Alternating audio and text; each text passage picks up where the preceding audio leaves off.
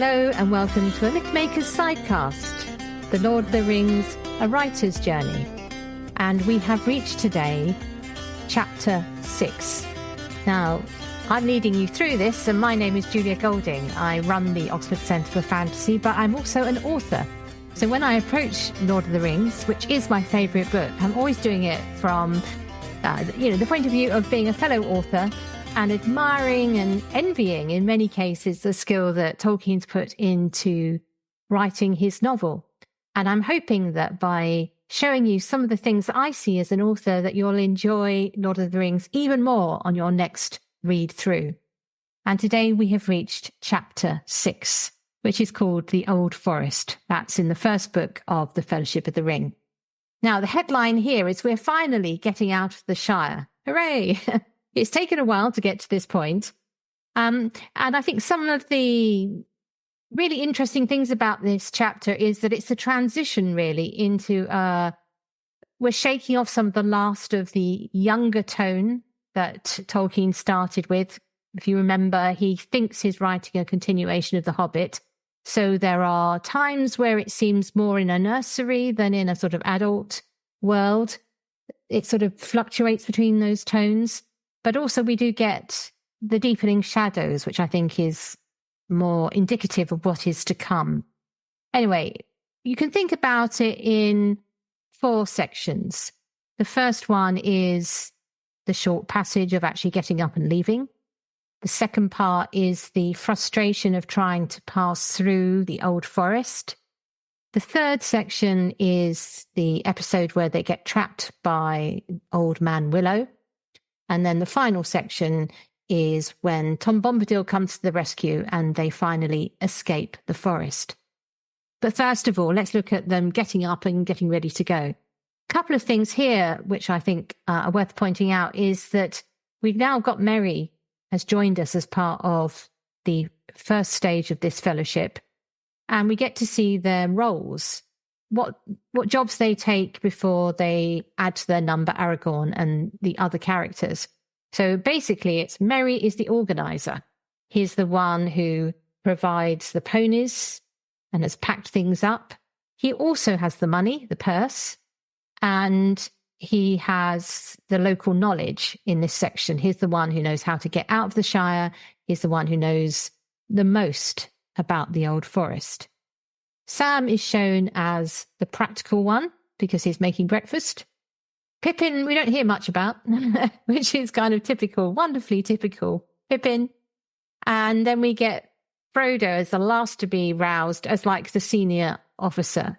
So if you're putting them in their sort of military roles, you've got Merry as like the quartermaster, Sam as the servant, the Batman, that means the valet or the servant to an officer.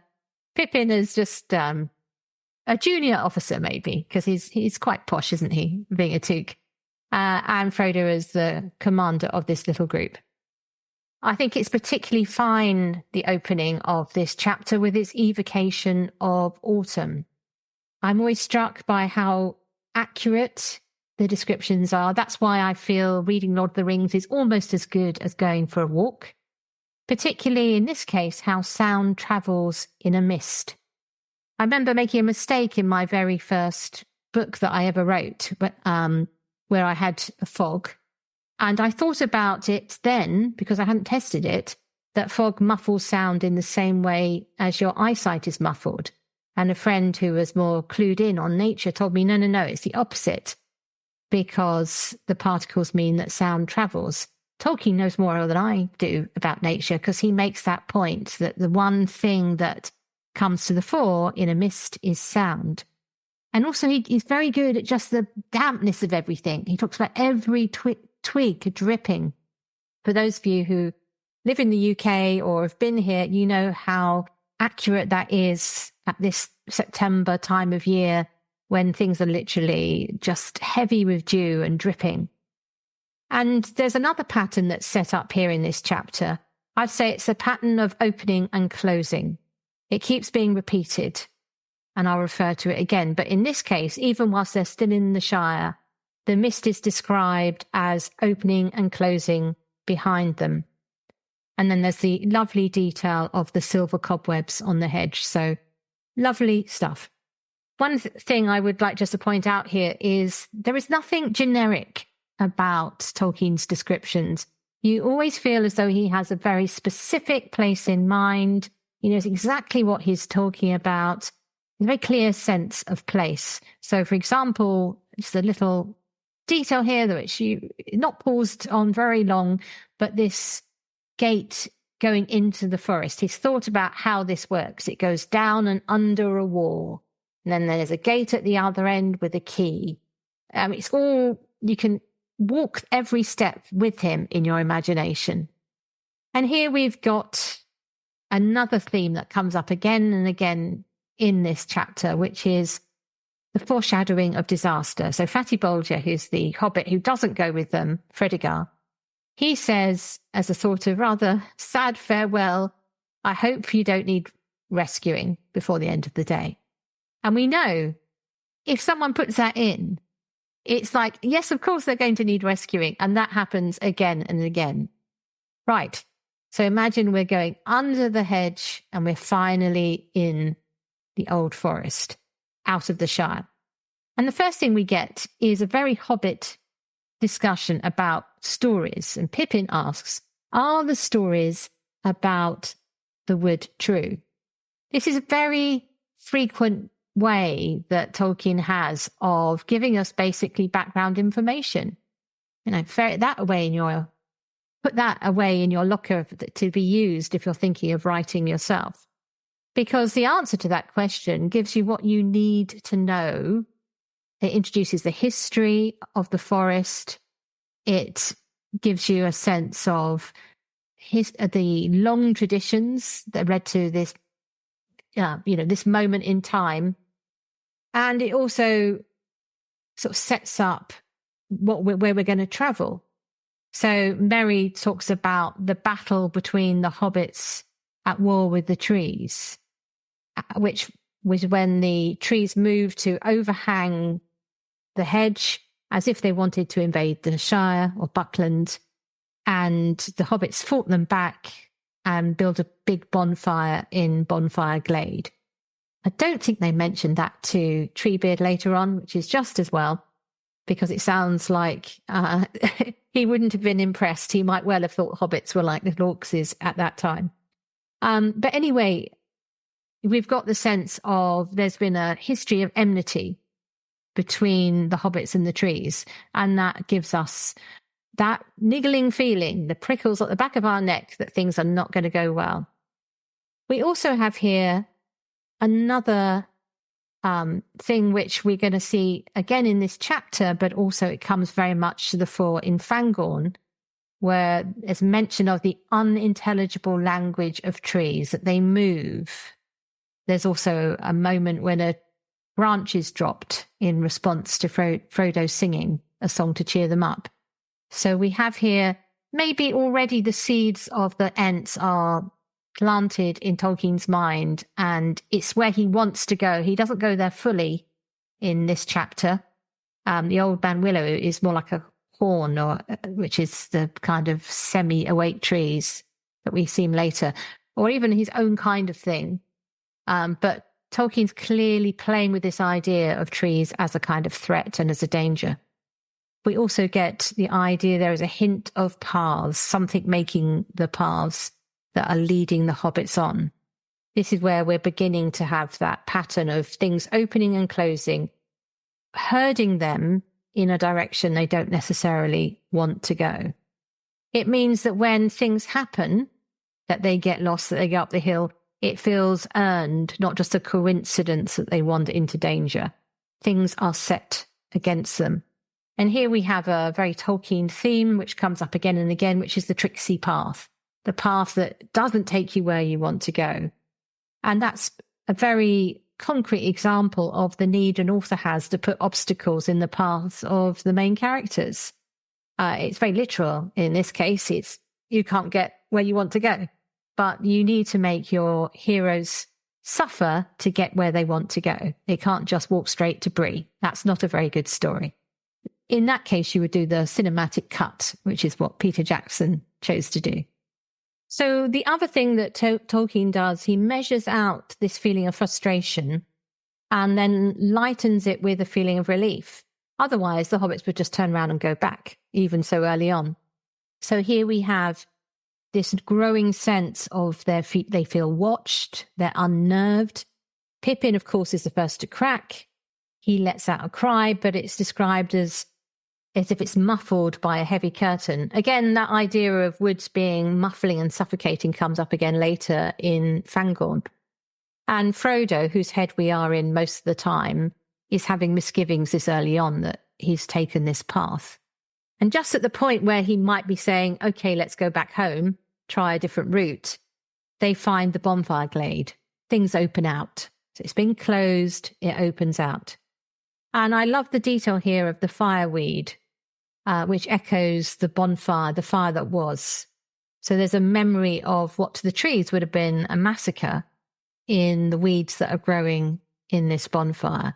So you get a sense that it's not forgotten.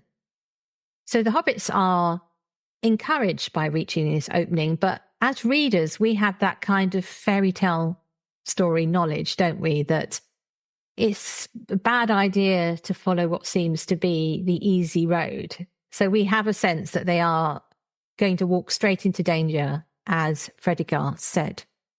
So after the muffling, we now get the hot and stuffy. So we get the ill will of the trees pressing against them. And in this section, Frodo's song, which he tries to sing to cheer them up, fails. And I think this is quite interesting because if you remember in the previous chapters, when they go walking, they've done quite a lot of singing, which does sort of cheer them up. It's funny, delightful. The elves hear it and are attracted to them. It's a positive, but it fails in the Old Forest. It's almost as if it says the hobbit power no longer rules here because they are outside their home country. And Merry here voices caution. He's saying, you mustn't sing about trees failing. Wait till we've cleared the forest. And again, in this opening and closing, they're about to give up, but they are tempted on. Now, one of the problems as a writer about describing a forest is, of course, it seems to be all but trees. And I want to point out here something that Tolkien does to help us chart our way through. First of all, he's given us one landmark, which is the bonfire glade. We now have a second landmark, which we feel we're making towards. And it's a green hilltop, which he describes as being like a bald head rising out of the encircling wood. So we feel we're going somewhere. We're not escaping the forest, but we're going further. We know a landmark that we can imagine. And indeed, the hobbits in Hobbits fashion have their picnic at the top of this, feeling a little bit out of the forest, though, of course, they've not escaped because they're still surrounded by it.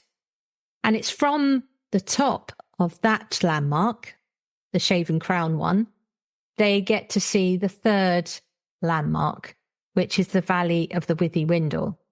And as soon as Merry says, that's the queerest part of the whole forest, from their vantage point up on this island in a sea of trees, we know, sure as eggs are eggs, they are going to have to end up there, aren't they? And at this point, another discussion could have been, oh, well, I'm really not sure about this. I want to go back, that discussion. But again, they're tempted on by seeing just enough to give them heart. So they see the Barrow Downs in the distance. And so they think, okay, well, we were encouraged enough to go on. So this is another time round this same course, which we as the reader, we're getting the idea that the hobbits are being played with, being controlled by the outside force that is probably, well, it's the force of the forest. For those of you who are keen on the Hobbit, this will also have shades of the Mirkwood experience where Bilbo and the dwarves are bamboozled by the vanishing paths of Mirkwood.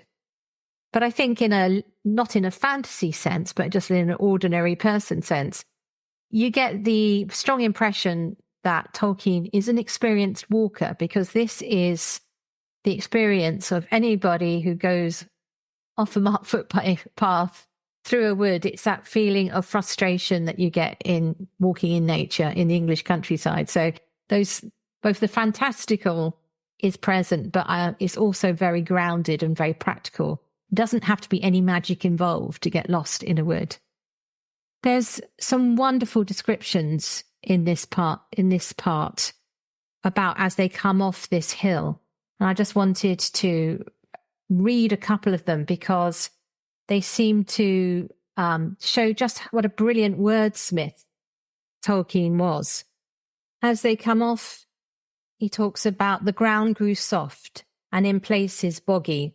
Springs appeared in the banks, and soon they found themselves following a brook that trickled and babbled through a weedy bed. So that sentence feels soft and sort of springy and slow. In contrast to the next sentence, then the ground began to fall rapidly, and the brook, growing strong and noisy, flowed and leaped swiftly downwards. The pace is up, and it firms up like the land that's being described.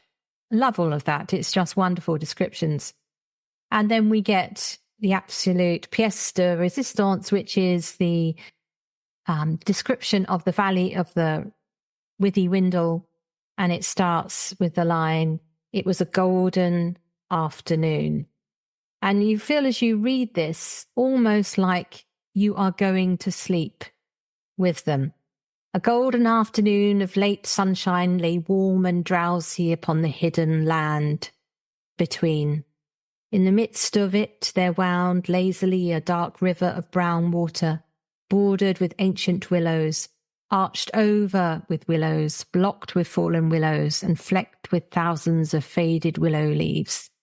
Now that repetition of willow is totally intentional. It's weaving a spell round us, has a sense almost of like an incantation. And early on here, there is a hint that the spell we're about to stumble into is already being woven. Wonderful stuff. Just as a little by the by, not far from Tolkien's house in Northmoor Road, which is where he was when he was writing this, is a river in Oxford called the Cherwell. And the Cherwell, as it winds its way, if you go upstream from the Cherwell, you find it is lined by willow trees. A lot of them are very old, with these cracked trunks that you can get inside. So he didn't have to go far to find the kind of trees he is describing. I mean, really not far. It's a 10-minute walk from his house, and he could be in the Cherwell Valley, which, particularly in those days before the development of Oxford, would have felt a very sleepy place indeed. So you can find inspiration on your doorstep. So we again have this little discussion between Merry and Pippin about whether or not the path that Merry has found is going to lead them anywhere. And because we've been trained now not to trust paths, we don't trust this one either, though it turns out that this is one we can trust because it leads us to Tom Bombadil. But at this point, before we know that, there is no sense of security about that path. And the next section in the story, because there's a little line break, is we stumble into the spell. And one of the signals for that is after having described the buzzing of the pesky flies, suddenly everything goes silent. It's very creepy, except for the creaking of Old Man Willow. I don't know if you've ever heard a tree creak. I once had the privilege of seeing those very great big fir trees in Marion country, the biggest trees in the world. And one of the extraordinary things about those trees is they creak as they sway. I don't know if willow trees creak, but this one does. I haven't been out to listen to a willow tree recently, but I imagine Tolkien had. And we are swept up in the spell. The language here is somnolent. The characters are having hard time stringing words together. And it sort of drags you down, the weight of this. it is, because spells are often language, we are finding the spell of the language that is used to describe this having an effect on us as a reader. If you listen to the audio version of that, it's even clearer. And it leads us to this moment, which has one of the most brilliant, unusual descriptions that Tolkien has for the natural world, where Frodo is sitting on a bough that is leaning over the water. And he talks about seeing the roots straining down to drink, but he described them as gnarled dragonets. We're in the world where Smaug the dragon lives. And those little dragons' roots straining down to drink at the water, which perfectly sums up that kind of knotted appearance of tree roots trying to reach the river. And of course, he falls asleep suddenly. Now's a moment to switch from Frodo to Sam. If you will remember that the idea about the point of view in this story is Frodo is compiling the history of the War of the Ring by the accounts of his friends. So this is Sam's account now that he's folding in here of what happened next. And we get the sense of the stubbornness of Sam, if we hadn't already got that idea in our head, and also his practicality. So when he drags, Frodo is thrown into the river. When he drags him out, Frodo says the tree threw him in. Sam's first instinct is to say, you just dropped off to sleep. He gives the most straightforward answer you can imagine. But then, of course, we see that actually probably Frodo was correct, because Merry and Pippin have been taken captive by the tree. Pippin's been swallowed up and Merry is half in, half out. And here we might have a nod to Shakespeare, potentially, because those of you who know your Tempest, Ariel is freed from a tree by Prospero. That's the beginning of his service to the wizard Prospero. He's being freed from a tree where he was trapped by a witch's curse. Anyway, not having Prospero on hand, Frodo and Sam are left to try and work out how to free their friends. They talk about axes. They decide they couldn't do enough damage with their little hatchet that they have with them. And Sam comes up the idea of actually setting fire to the tree on the far side from where the friends are. And this is an echo, of course, of how the hobbits fought the trees in the bonfire glade. And here we get the warning from Merry, the tree is obviously communicating to him in some way. We're not sure, it's like a whispery voice, or he just knows what the tree is saying. The tree is saying, don't do it. And because he will squeeze him in half. It's a horrible claustrophobic image there. This is quite scary stuff. If he thought he was still writing for children, I find all this quite disturbing, enough to give you a nightmare.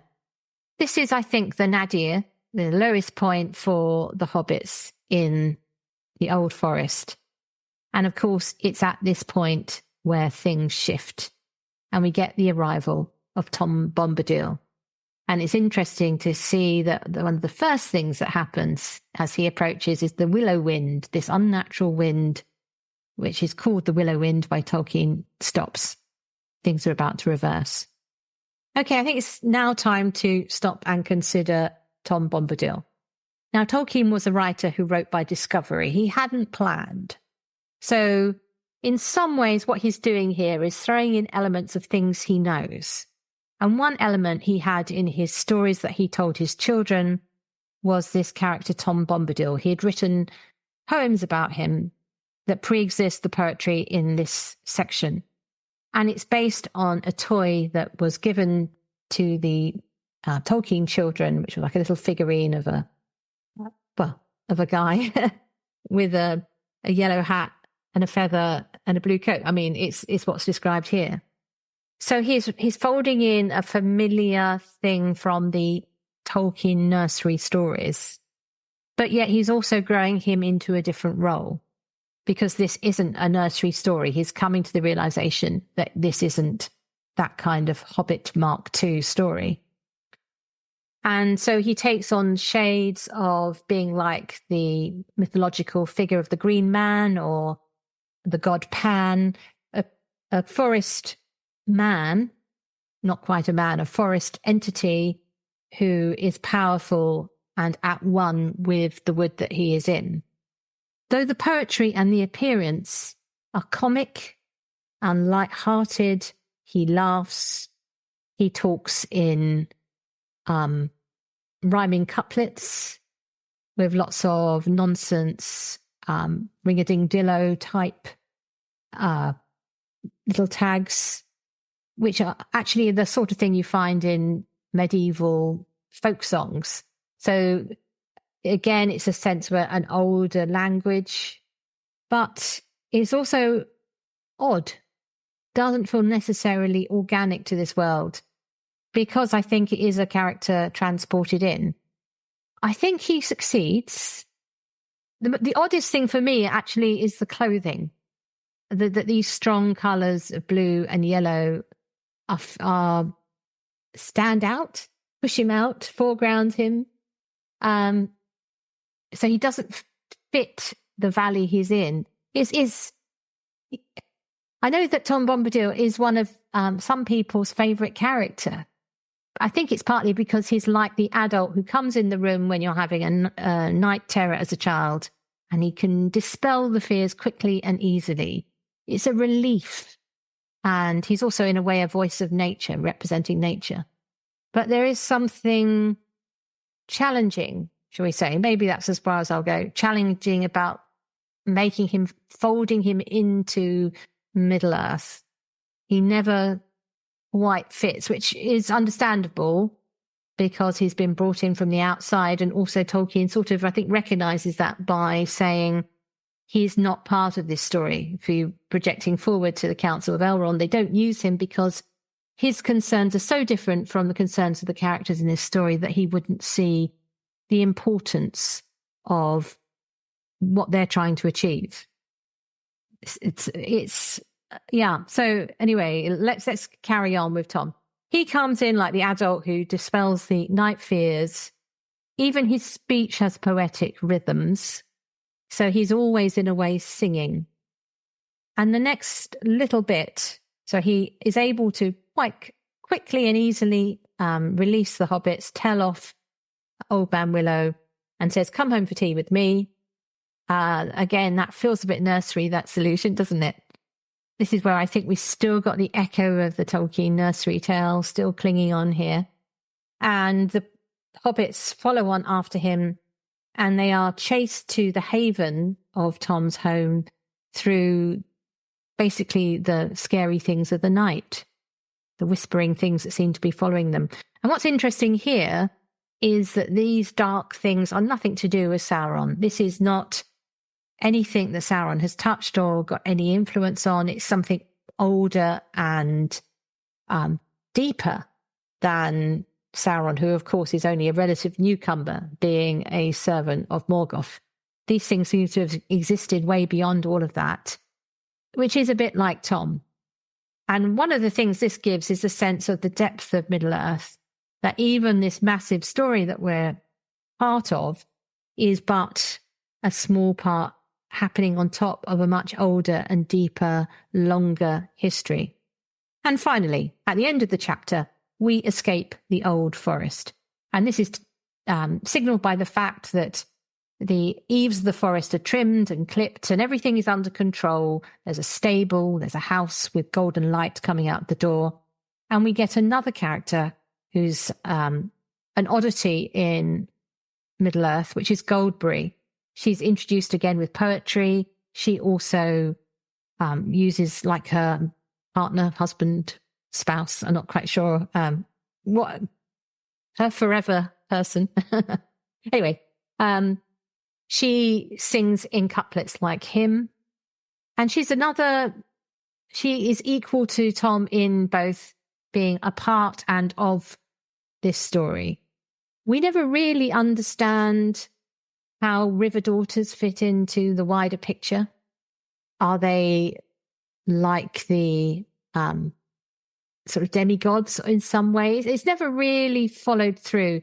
Probably somebody has written an article on it somewhere, but I always felt that if she's the river daughter, then who's the river father, there's a sort of, it feels almost like a Greek sense of spirits arising out of the natural world, which I can't remember arising anywhere else in Middle-earth. So again, she's of Middle-earth, but also seems to be apart. And really is not mentioned again. So both Tom and Goldberry are just confined to this one little section. And except for Gandalf right at the end saying he's going to go and have a long talk with Tom Bombadil after all the War of the Ring is complete, they are living in their small little kingdom and they are not involved. So it's quite a bold move in terms of a book, because this section is it serves the function of being a haven, a relief, something that gives you respite from the first darkness, because we're moving to a place of golden light. But it's not absolutely necessary. It's delightful, but it's not necessary. So that's what we're going to look at next in the next chapter.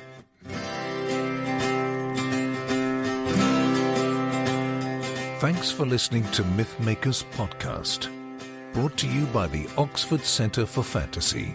Visit oxfordcenterforfantasy.org to join in the fun.